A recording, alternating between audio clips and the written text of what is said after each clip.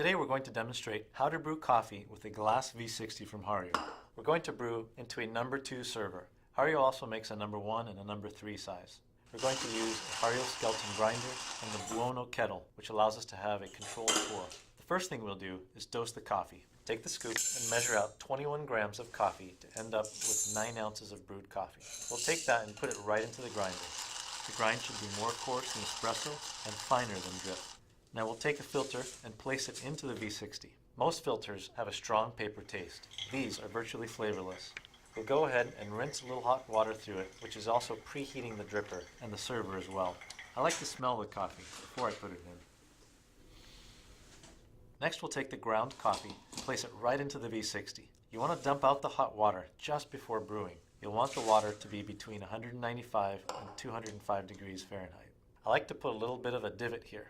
I'll start pouring a little water right into the center. I don't want to pour any water on the edges because it will pour straight through.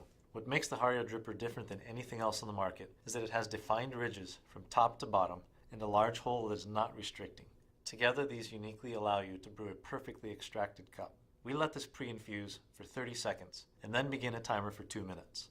Just start pouring a little bit of water starting from the center, spiraling outward slowly. There are many techniques for doing this, but some basic parameters are not to pour on the edges, and you don't want the coffee grounds to run completely dry.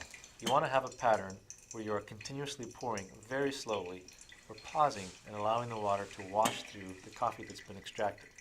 Basically, we have 30 seconds of pre-infusing, which is where the water is effectively extracting the dissolved solids out of the beans, and 2 minutes of lightly rinsing the grinds to finish the brew.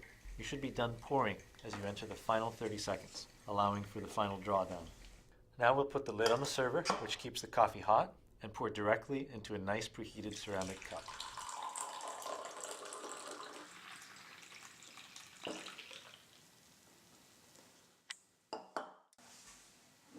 Enjoy.